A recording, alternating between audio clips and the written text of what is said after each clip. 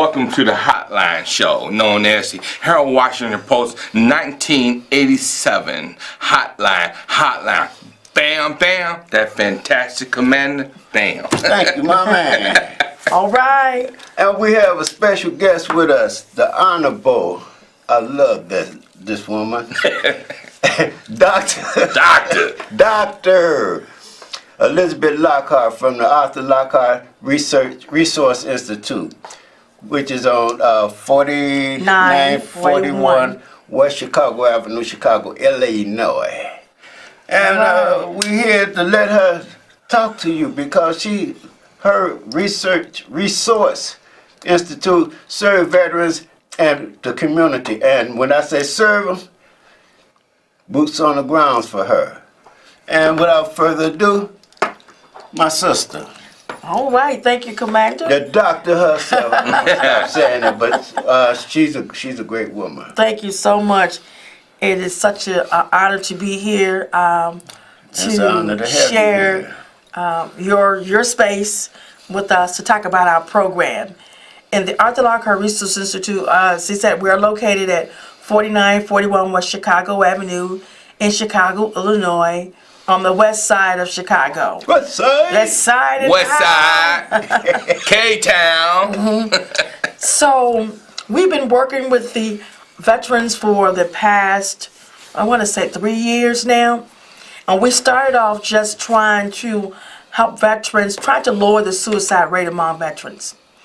And in working in that capacity, it was a new start for us. And we started off serving about maybe 15 veterans once a month.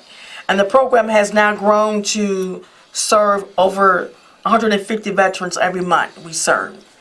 And some of the things that we provide for the veterans, we provide a hot meal. We do a little bingo gaming. We provide consultations. We provide mentoring. We provide care packages for them on a monthly basis.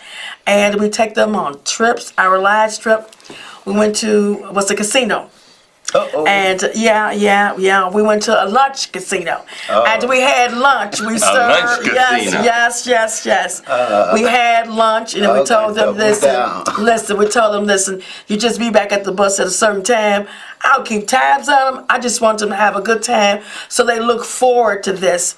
You know, we lost a couple veterans this year, and that was very heartbreaking for me because it's the first time I experienced losing anybody in that camp.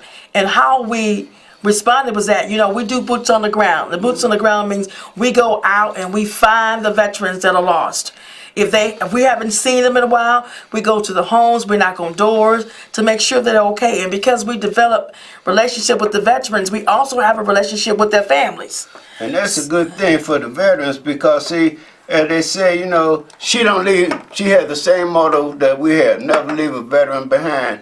And about losing a couple of veterans, one of her best friends, which is one of my friends also, we lost the late, great David Rogers. Yeah, we did. And he implemented a lot of things in there for the veterans program through her. So, yeah. Yes, and he was very instrumental in working with the veterans and to helping us kind of break us into the veteran community. And he was he was so creative in how he helped us to join different organizations to bring services to the veteran community, and we lost him, and it was a great loss. And I didn't think I was going to really be able to keep going on because that really devastated me. But Commander came in and let me know he's something there for you, Dr. Lockhart.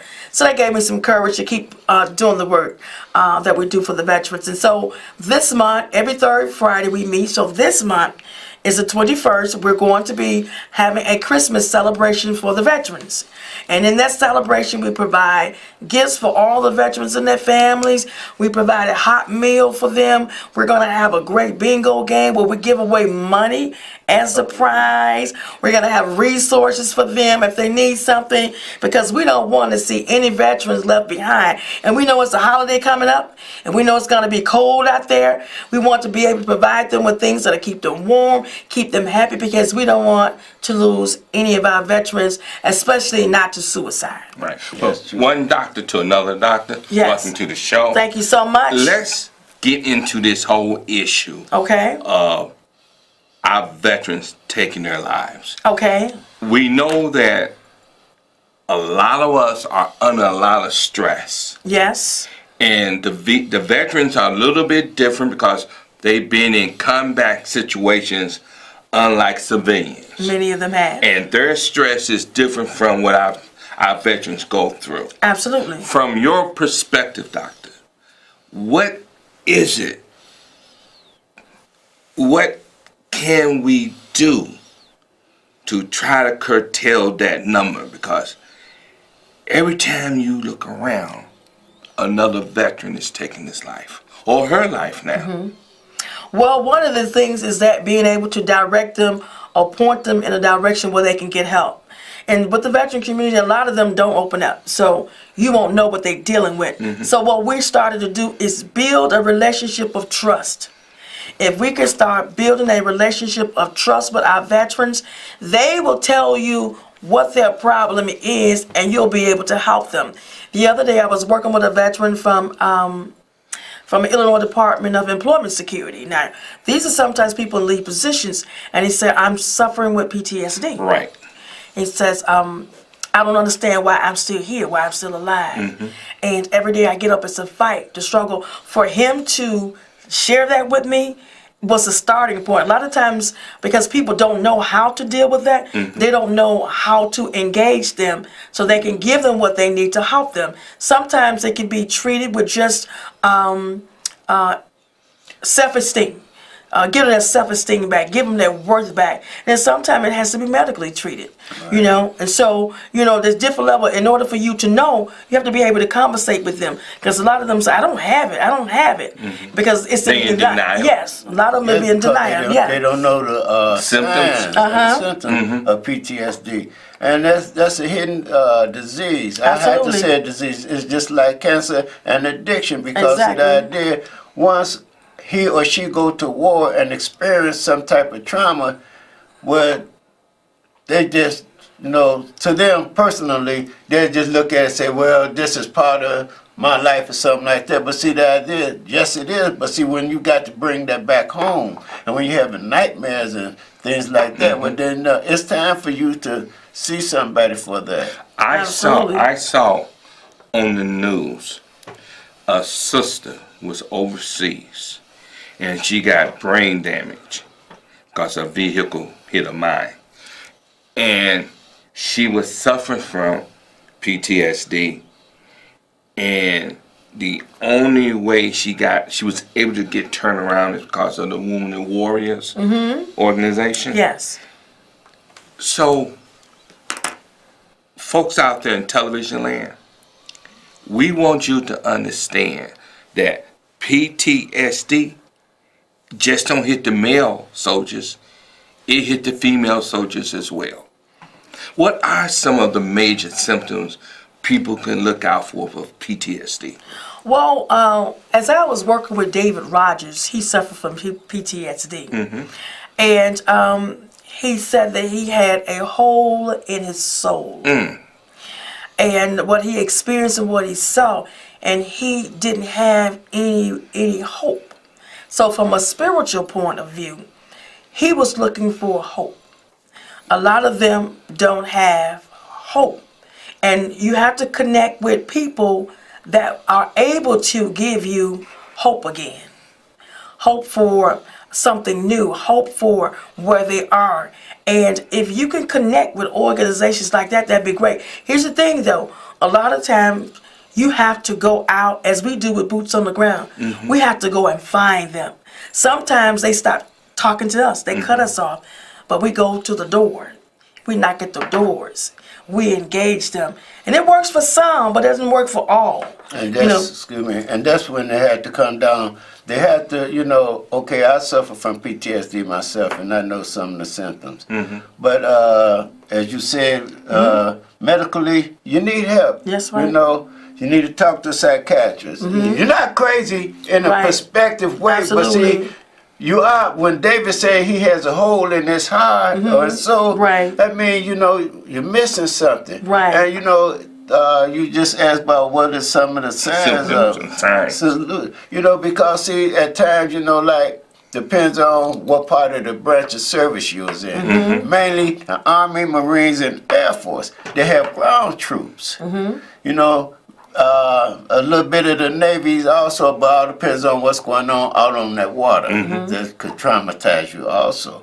But see, the idea, you lock this up inside of you, and you know, you try to, you know, keep it in because it's hard to bring it out. And see, when you bring it out, that means, you know, like at times you're scared of yourself because, you know, some of us have nightmares and stuff like that. Then when you talk to psychiatrists and stuff like that, well, then they want to medicate you. But see, then also they want to figure out what can they do to try to ease this. But see, you know, one thing that I tell them that you cannot handle there's no solution to subconscious because see, once you sleep, you can't tell your conscious or your subconscious not to dream about this. I don't want to dream about this. I don't want to dream about that. It's just something that just comes on you. And then there's a lot of times like I still think about being in the service, being on the ship, and what had happened up on the ship and stuff like that. Okay, now that's the same thing as those that was just because I was in the Navy. That don't mean I didn't, you know, didn't have my little part up in it. But see, mainly for the Army, Air Force, and Marines, ground troops, they go into the jungle. That's what they call really boots on the ground. So you know, now you really seeing it. You know, you got to go out there just like the Army used scouts, just like the old time. You know, they use scouts to go out there and let them know what they get ready to face. Sometimes they don't see that.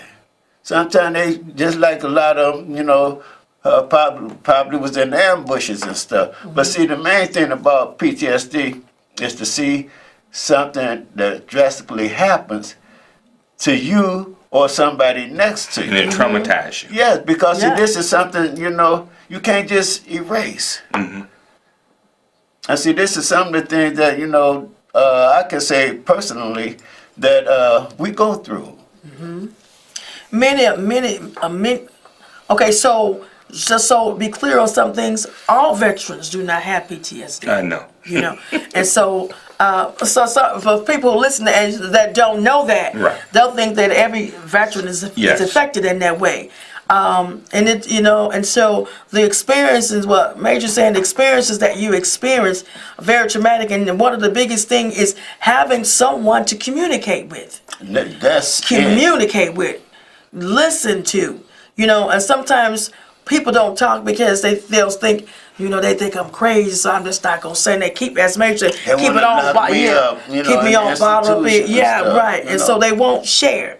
You know, and then when they find a place, as we do at the Arthur Lockhart Resource Institute, with fellow comrades where they can share, talk about stories, and don't feel like they're isolated or they're there by themselves.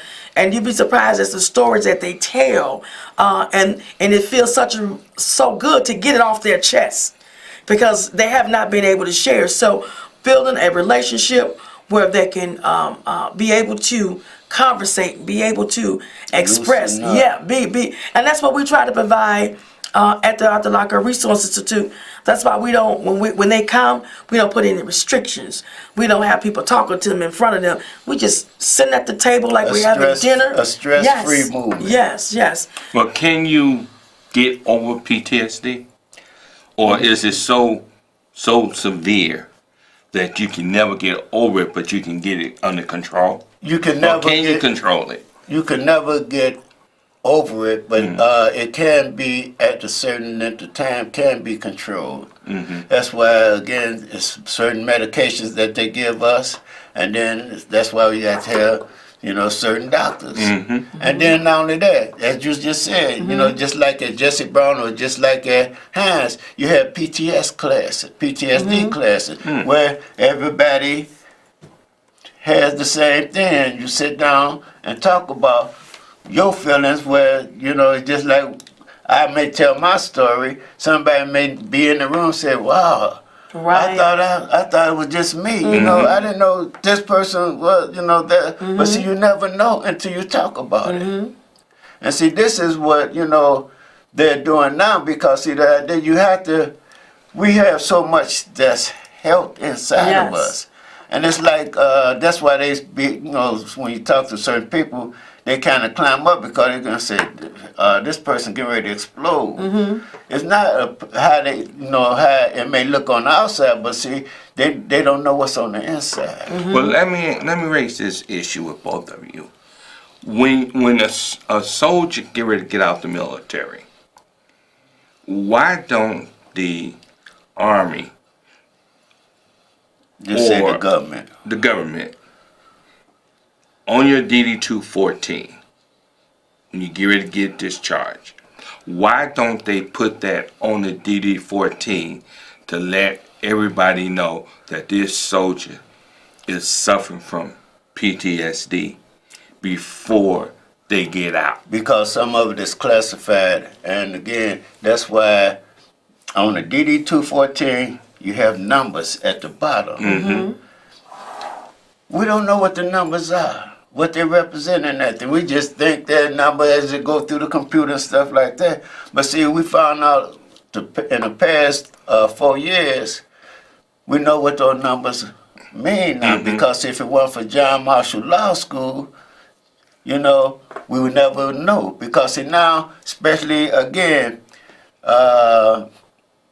Army, Marine, and Air Force, like ground troops, I would have to say that because that's where, a lot of them, get into it with their COs and stuff like that, and they get these honorable or unconditionally discharges and get wrote up on Article 15 and stuff like that. They'll tell you, I had a few of those. well, they'll tell you personally what they say you've been wrote up for. Right. But technically speaking, they're not telling you everything because see that you only see it's 3 kind of write-ups. The one you see, the one you hear about, and the one you don't see. Okay. And this is for real. This Yes, is what we yes. found out about. So now that's why they're doing upgrades now. Okay. At John Marshall Law School. So now they transforming those letters into words now, and saying the numbers into words now, saying why you got a discharge, and now you could challenge that because see sometimes it may be a racial thing. Okay. Yes, because when I had it in my head when I was in Germany that I wanted to re-enlist, my captain told me he would deny me the right to re-enlist. I didn't know. Okay, but here I am some 40 years later being told, man, you could have went to the JAG office and got that cleared up. And I didn't know. And that's Wow. another thing. We never know anything until later. Yeah. And see, that's why we have problems now. Stress, anxiety, name it. That's why they, especially our female veterans, because see, for many years, they've been hidden in the back. Because see, always when you say veterans, you think of men. Yes. But see, now, in the past 6 years now, about 6 years now, they have a voice now. They have been heard now. And so now, instead of them having houses for men, they're having houses for women also. And not only that, now they're opening up for women and their kids.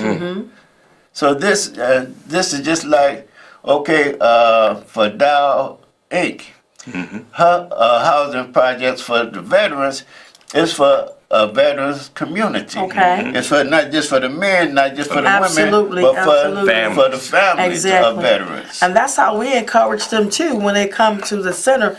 Bring your families.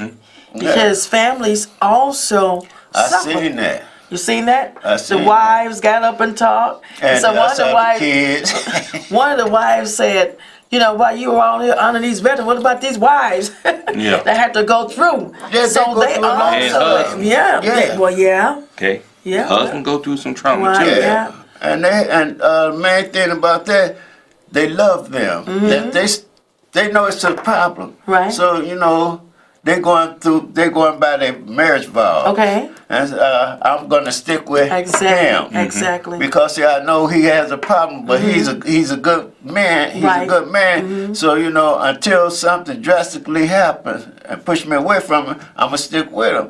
And vice versa now with men with their wives. Right, exactly, exactly. When they come home and say like, as always, the man go off to war, but now it's a lot of times now. Women I call are it going off to war. the nuclear years. Okay. Yeah. Because see now the women go off to war, And- the man stay at home, but see the idea now is he's kind of fickle because I don't understand my wife since she got back. Exactly. Right. But see the idea now, that man is so afraid now of her. Because he can't understand, her feelings and her reactions and stuff. But see, people have failed to realize when we come home, we're not totally ourselves. No. Because see, it takes time for someone that serve in the armed forces, and especially depends on where you are served at, to come home and be normal. Right. Exactly, and that was one of the things we were trying to work on. Is that when you enlist into the military, they do all this training to retrain your thinking. The military. They thinking. train you to kill and Hey. everything, but when you come home, There is no training There's no how training. to get the mind Right. back. Debrief you. Exactly, exactly. They give you a small class, a couple days. Okay, now you go. Right. All that training that they did to get your mindset. all those they- months yes, and stuff. yes. And sometimes years, Yes. they train you to be the best. Yes, yes. The best of what you could be. Yes. And this is not just no job, it's an adventure. So, Right. to go and kill when they somebody is an But adventure. when I come home, They don't. Right. They don't have anything really in place that's continuous. Not just a couple days here. Right. I mean, because it took time to get your mindset to where it was. It's gonna take time, and that's why they end up so much with PTSD because Yes. nobody's working with them. Nobody is getting. They just come on, welcome home, and you're not the same. Yes. You're not the okay, same. now since we talking about that, we still have to move on. Okay. But let's talk about what you're gonna do for Christmas. Okay, so December the 21st, we are hosting our Veterans Christmas Extravaganza, we call it, with all the trimmings for the holiday. We give them all gift bags and boxes. What date is it? Yeah. And where we're at? December the 21st. I got it 21st. It is at Healing Temple Church. They come in, they take pictures with Santa. What's the address? It's 4941 West Chicago Avenue. And we have a whole spread of food, like, turkey, Oh, ham, man, I had chicken a ball. Did you have a lot? Oh, my God, it was I really couldn't- I good. had- What time? It starts at 3 p.m. 3 to to 12? 5. 3 to 5 p.m. There is dancing. We dance. Y'all I dance? didn't see Yes, we nobody dance. there. I see everybody too Eating. busy. We were dancing. Were you there when they gave out the prizes? Yes, And I they got had- one. They had to dance to come get the prize. Oh yeah, remember? right. Remember, yeah. It's not doing no. So that's how you got that new car outside, huh? That too. I had to slide my way. Oh, yeah. So whenever they win a prize, they have to dance Okay. up to get their prize. And so, and then after that, we have a lot of desserts, and then we got to look beautiful gift bags and raffles and stuff like that. They always walk out with bags full. This year, I think they give away groceries to them as also helping with their families. That's great. Yeah, so so it's always some good stuff. Sometimes cologne, sometimes sweatsuits, sometimes body wash, all kinds of stuff. But it's something Lotions, that yeah. veterans, men and women, could use. Yes, so. absolutely, great. absolutely. And so that's what's happening on the 21st. You are invited to come out, be a part of it, and share the excitement. Oh, we got women. Brothers and sisters out there in television land, we want you to know that we got a fantastic technician and his first lady. Shout out to Jack and the first lady. All right. Hey, Raina. Want to shout out to Dolores and Dorothy. All right. And there's supposed to be a big meeting this coming Sunday in Market Point. So it's at 60 something and 6903 South Vincennes. please come out to that meeting. And I also want to give a shout out to the doctor. All right, absolutely. It's been a wrap. Thank you. Thank you guys so much for having me. To the First Lady of the 3rd District. All right, absolutely. Till next week. Absolutely. Hotline. Thank you, thank Harold you. Washington Post hotline. Thank you very Absolutely, much. Absolutely.